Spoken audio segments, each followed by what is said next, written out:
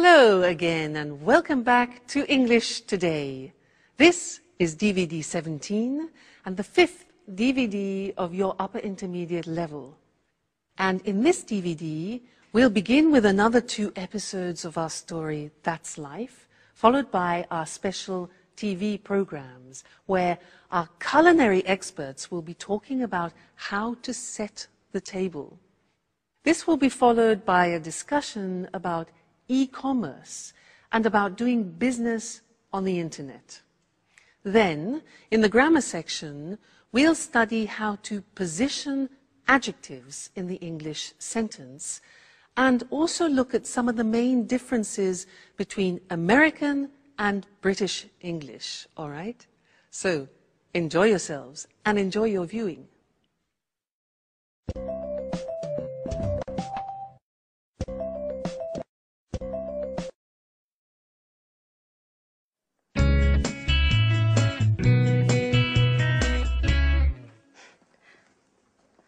I knew it. It couldn't have been different. But watch out! Oh, God. Did you hurt yourself? Oh, no. You should watch where you're going. Oh, no. Oh, no. I'm just walking into things. You know, I'm a bit absent-minded. When I was a kid, I was always falling over. I was always covered in bruises. But, oh, excuse me now. The first full moon of the summer. Just wonderful. Hey, what's the full moon got to do with anything? No, nothing. Come on, please. Tell me what you're reading. It's just a beautiful love story full of passion. It's a love story between a young lady of the nobility and a farmer. The girl's father wants her to marry a lord and is against the relationship. So he arranges to have the young farmer kidnapped and locked away in a secret room to die of hunger and thirst. What a sad story. Isn't it rather depressing? Well, oh, wait a minute. I haven't finished. The kidnapping happened on the first full moon of the summer. Just a moment before, the 2 lovers had arranged to meet. Legend says that every year on that night, the young girls return to look for her lover. Do you see? What should I see? It's a legend. Don't tell me I should believe in such a stupid thing. Well, on the contrary, I think you should. This is the interesting part. This love story took place here, in this house. And tonight, there's the first full moon of the summer. Oh, this is so exciting. I know this holiday would bring some pleasant surprises. You must be mad. And by the way, where on earth did you find this book? Well, up in the Arctic.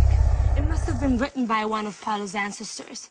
If I'd known that room contained some treasures like this book, I'd lock myself in there for the whole holiday. You shouldn't go nosing around everywhere, Michelle. Well, then you should leave me alone then.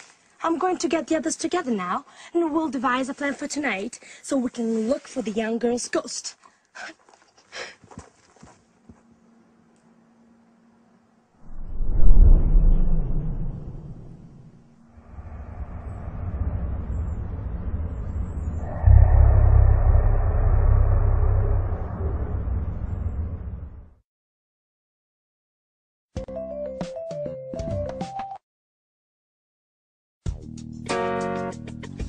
Hey, Sarah!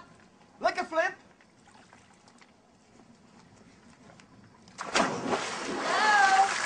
Hello.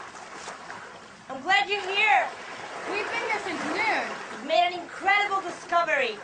What's this about? Well, according to Michelle, this house is home to the spirit of a young girl. And this young girl is going to appear to us tonight as a ghost. Don't make fun, okay? It's true. I read it in a book I found at home. And I can feel it, too. There's a strange atmosphere, almost surreal. I think the only strange thing here is you. That's exactly what I said. Okay, enough of that. Listen to me. This is the plan for tonight. When the moon's out in the sky, we'll get some candles and go and look for the ghost. Paolo, didn't you know anything about the story? Well, my grandfather did tell me something about it. And when I was a boy, I used to go looking for spirits with my cousins. And didn't you feel frightened? I know, it was a great fun. Sure, everyone knows ghosts don't exist. Oh, you're wrong there. You know, one night, we heard some strange noises. Someone was shouting. Oh, we were so scared. And we ran up to our rooms, and my youngest cousin cried for 2 days. He was so terrified. What rubbish. I think you just invented the whole story. Okay, stop arguing. Paolo and I are going to look for the ghost tonight. Sandra, you coming with us? Well, I don't really believe in these things, but if you're both going, well, why not? It'll be a bit of change from the other evenings. And, by the way, I'm quite curious to find out whether this ghost really exists or not. Sarah, are you coming with us? Oh no, I don't believe in spirits, and I don't do such stupid things. I'll just stay in my room and read. Oh, come on, Sarah. Don't be the usual spoil sport. Come with us. You'll see it. It'll be fun. Don't insist. I said no. That damn pub. She wouldn't be like this if it hadn't burned down. I know, you're right. Let's try not to let our problems get us down. Sandra, can you call Mike and Anne? And we'll tell them what's the plan for tonight. Okay.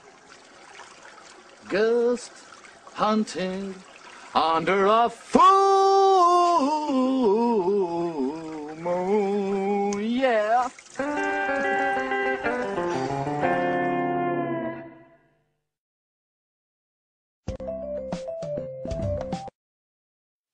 Hi everyone, and welcome back for another lesson. Now, as you've been watching our story, That's Life, you've probably noticed that there are different Englishes, different accents, like British English, American English, Australian English. Yeah, now you can often notice that from the accent. But we don't only notice the difference from the accent. There are also differences in vocabulary. And this is something that I want to look at with you now, especially between British English and American English. So we'll look at the screen and you can see the words written. Because British English and American English, when I meet, for example, an American person, I usually don't have any problems understanding. But occasionally, let me tell you this story. An American said to me once, he said, hey, do you have a moose? And I didn't know what to answer. He said, do you have a moose? Now, in the English language, a moose is either the dessert that you eat at the end of a meal, like chocolate mousse, or it's the animal with antlers that you see in Canada. So none of those things were appropriate for the situation that we were in. So I had to say, sorry, what do you mean by moose? And for him, the moose was a mattress. You know, part of the bed that you sleep on, a moose was a mattress. So I was just flabbergasted. I could never have guessed that a moose was a mattress. So let me show you or introduce you, maybe you know some of these already, especially if you watch the cinema a lot. Some of the difference in terminologies and vocabulary between American and English, all right? Now, look at the screen. In British English, we talk about living in a flat, which is a small house in a condominium. So that's a flat. But the Americans tend to call that an apartment, all right? Then we in England have gardens, which are often attached to our houses or our flats. But in America, they call that a yard, all right? A yard. So in my backyard, you often hear. Then when you have rubbish, in England, we put the rubbish in a rubbish bin. But in America, rubbish is garbage. So they put their rubbish in a garbage can. So rubbish bin, garbage can. If I say in British English, I'm going to town, the Americans will say, I'm going downtown. I'm going downtown. In England, walking along the streets, the part beside the street itself, beside the road, is called a pavement. But in America, that is called a sidewalk. Pavement, sidewalk. We put our cars in a car park, but in America, they call a car park a parking lot. Okay? Parking lot. In Britain, we drive on motorways, whereas in America, you will hear the word freeway or highway or even superhighway. All right, so motorway in Britain, freeway, highway in America. Then when all the roads come together, we call that in English a junction.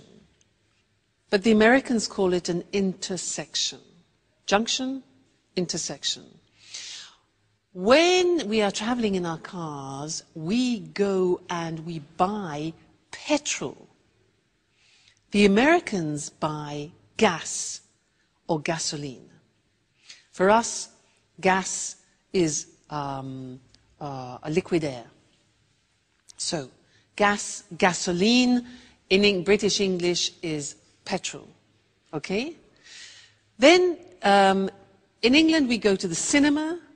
In America, they prefer often to use movies, go to the movies. Then, for example, if you go to a theatre and you want to go to the wardrobe, for example, and leave your coats, etc., very often in America, that is called the closet. So, wardrobe, closet. Then, if you're in a restaurant, to begin with, we in England have a starter. The Americans have an appetizer. And this is very interesting. When you take potatoes and you fry them, and for example, you have it with steak, in English, those are called chips. The Americans use French fries.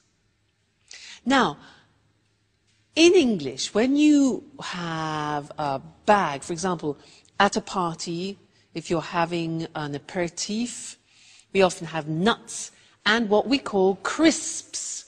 Now, crisps are very thin pieces of potato, chopped up very finely, and then cooked, usually in hot oil, and put in plastic bags. Now, we call those crisps, but the Americans call them potato chips. So it's very confusing. For us, chips is what you have with steak, and the crisps are the things that you have in the bag, all right? And one more thing, in Britain we talk about summer, winter, spring and autumn, but often in American English you will hear autumn referred to as fall. So those are just a few examples of the difference between British English and American English. But keep noticing the differences especially when you're watching films, because it really is very interesting and it will help you in preparation for when you go to both countries. All right, so good to see you again, and I look forward to seeing you again in the next lesson. Bye.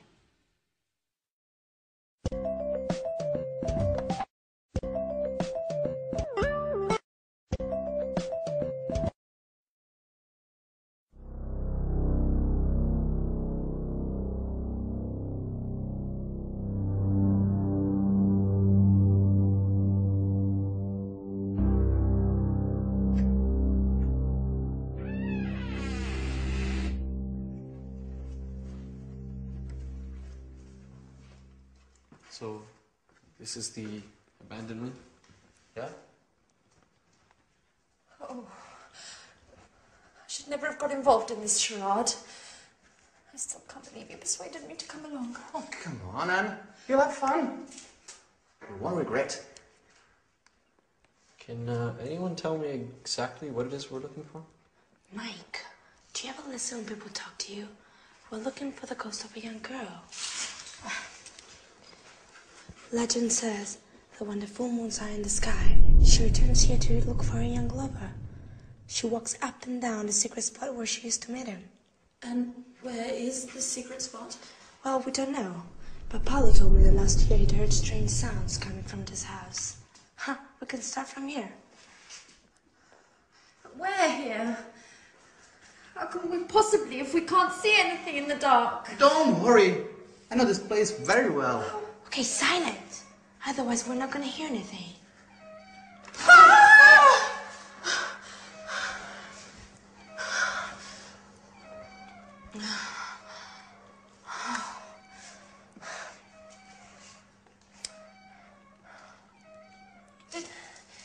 Did anyone ask Sarah if she wanted to come along with us? Of course we did. She isn't interested. She doesn't believe in ghosts! Well, you know, you still should have insisted. It's not nice to leave her all by herself at night. Okay, can we please start searching again?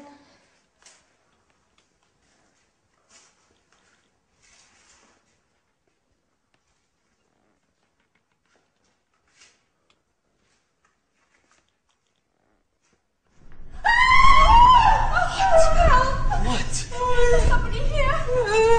Somebody I don't see anything. Are you sure? touched me on my shoulder. Yes, I'm sure. I'm sure they squeezed my shoulder.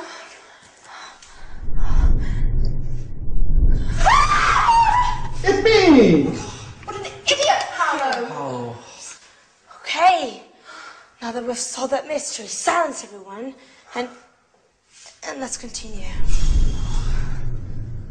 Well, to be honest, this place is kind of Creepy. creepy, yeah?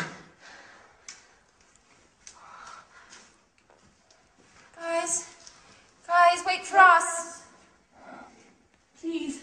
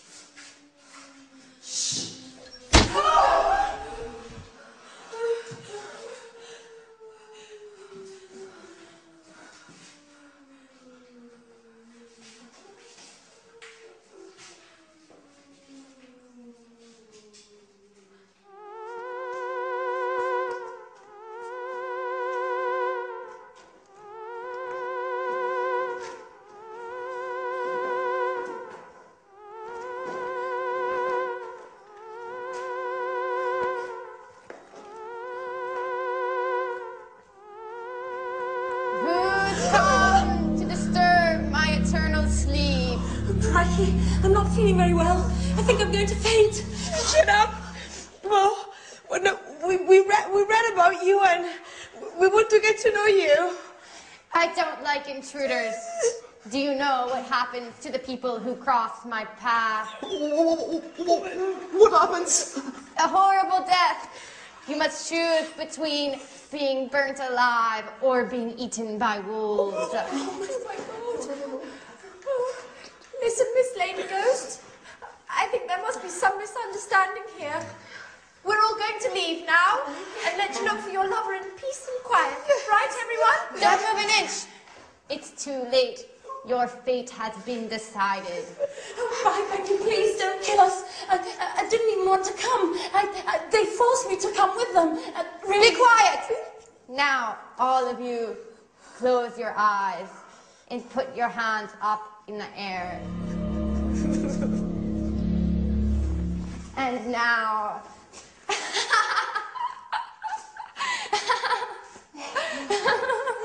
Sarah! So you were the ghost? Yes. I was in my room reading when I thought of dressing up and scaring all of you. And I must admit, it was worth it. You don't know how funny you all looked. Your face is white with fear, and your voice is pleading for mercy. I've never had so much fun. Yes, but you gave us all a big shock. Yeah. Yes. But if it's made the old Sarah come back, then long live ghosts!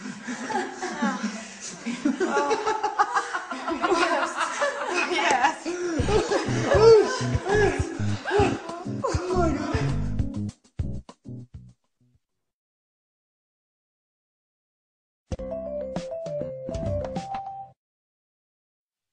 Do you believe in ghosts? I do. You know, once when I was teaching in England, I was in a mansion, a beautiful old house in the country.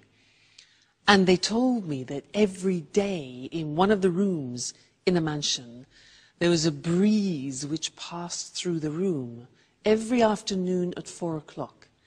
And they said it was a friendly ghost, a woman who haunted the house. Every day she passed through the room at 4 o'clock on the dot.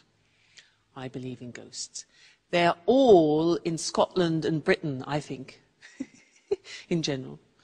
Now, I want to do something with you in this lesson related to English adjectives. If you look at this bag, if you want to describe this bag, you could say it's big, you could say it's brown, it's useful, it's casual. So these are a few adjectives which you could use to describe the bag. Now, the problem is if you want to use more than one or two adjectives before the noun, how do you order them? Do you say it's a big, casual, useful brown bag, or it's a brown, big, casual, useful bag? That's the problem. Well, in English, there is an order, a specific order, which we're now going to look at on the screen together, so that you can decide every time you're using adjectives what order to put them in. Let's take the bag. So look at the screen. The first adjective that we would say is the adjective of opinion. So adjectives of opinion are, for example, interesting, boring, fascinating, in this case, useful, okay, or even casual. Then we talk about the dimension or the size. So it could be big, small, thin, thick. In this case, the bag is big. After we talk about the age, is it new, is it modern, is it ancient, is it old? And I think we could say about this that it's a new, more or less, a new bag. So far we have a useful, big, new bag. Then we talk about the shape. This bag is square. It could be oval. It could be round. So we've got shape. Then we talk about the color. For example, pink, blue, light green, brown. After that, the origin. Is it French, English, American, Italian? Okay. And then the material it's made of. If it's wooden, plastic, woolen, cotton in this case.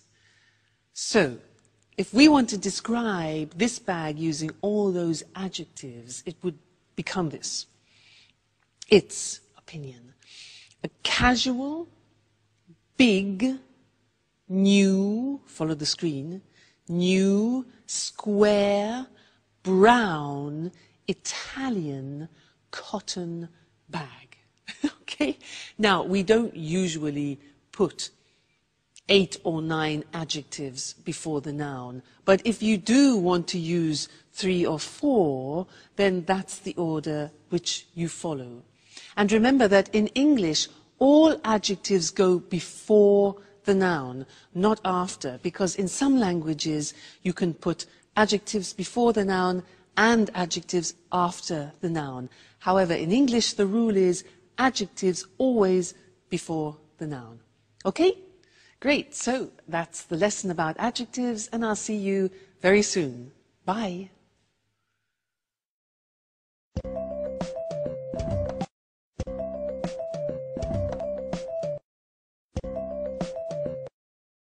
Welcome to Cooking Today. Hi, Lisa. Good to see you. Good to see you again, Nancy. Lisa, tell us what you're going to talk about this time. I've chosen a letter in particular. I've received so many. Here we are. It comes from Lynn. Dear Lisa, you're the person I most admire in my life. Please help me. My husband has decided to invite his boss and wife for dinner. And I've no idea how to arrange a formal table setting. Husbands can be so insensitive. Well, dear Lynn, you don't need bone china, silverware or crystal to set an attractive table. Where does one begin? I'd start with the table covering. The ideal tablecloth for a formal dinner is a damask one, or a cloth with delicate embroidery. Can it be placed over a bare table? You'd better place a protective padded cloth underneath. What do you think about placemats? They're acceptable for every occasion except formal dinners. And table runners, aren't they pretty? They are, and very trendy nowadays since they come in a wide range of colours. Now, tell us about napkins. They're usually sold as a coordinated set with tablecloths. She's not supposed to use paper napkins, I suppose. Oh, it's considered a bit crass. You can use paper napkins for picnics. Is a napkin ring necessary? Why not? In the past, each family member would have one, either of wood or engraved silver. Today, they're available in many materials and styles. Now, what about dinnerware? I think that a set of one-coloured dishes would be very smart. Round plain plates, a side plate, and serving dishes are perfect. What about glassware? The best for formal dinners is a long-stemmed goblet of medium height. Lynn will need a wine glass, a water glass, and a flute for champagne. And cutlery. How do you arrange forks and knives? Forks are placed to the left of the plate. Spoons and knives to the right, with the blade facing the plate. At the top of the plate, you place dessert forks and spoons. Of course, carving forks and knives are necessary when serving roasts. I see. How do you feel about centerpieces? Well, a basket filled with fresh flowers would smarten the plainest of tables. You can also use candles. It's a real work of art. Yes, and a pretty setting makes food taste better. Thank you, Lisa, for this informative chat. It was a pleasure.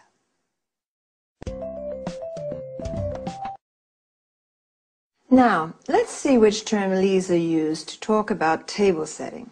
First of all, she said there are different kinds of table coverings. A tablecloth is what we use to cover the table with during meals. Placemats are individual settings for more informal meals. Table runners are long and narrow pieces of fabric which can hold several places. A centerpiece can be placed in the middle of the table, usually with fresh flowers as decoration. If you want to protect your table from stains or heat, you better place a protective padded cloth under the tablecloth. A napkin is what we use to wipe our mouths with while eating. Today, paper napkins are rather convenient, but don't use them when Lisa is invited.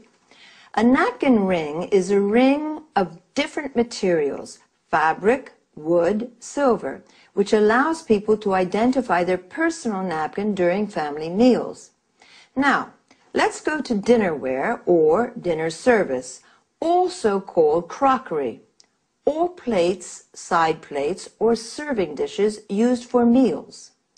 Glassware refers to glasses that can be wine glasses, water glasses, or flutes, used to drink champagne. A stemmed goblet is a tall glass with a stem used in formal dinners. Cutlery, commonly referred to as silverware, refers to forks and spoons and knives. Serving forks and spoons are used to serve food from the serving dish. That's all for this time. See you again next week.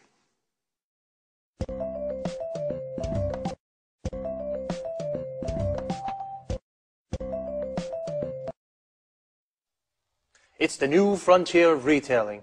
It's revolutionized the way we do business, and it brings in customers from all over the world. Of course, I'm talking about e-commerce. I'm Eric Brown, and this is Let's Talk, the the discussion program with our commentators, Tom and Marie. Good evening, everyone. Good evening. Well, what are your thoughts on e-commerce? Do you buy things online? Of course I do. I always book low-cost flights, and I also buy DVDs and books on the internet. As most people do, I shop online not only for the convenience, but also to pay the lowest price possible on any given item. I used to visit different websites to shop around for the lowest price, but now that automatic comparison shopping is possible, my browser automatically shows me the prices for the same DVD at different online stores on the web. I can easily compare prices and choose which one to buy. Marie, did you know that you're a typical online shopper? In fact, 52% of online shoppers buy books, 41% buy leisure and travel items, including holidays and flights, and 40% buy DVDs and CDs. Well, Eric, online shopping is very popular today. In the UK, for example, 48% of people regularly shop on the internet. Did you know that economists put the value of online shopping in the UK at £2.26 billion, and that the e-retail market is growing by 32% a year?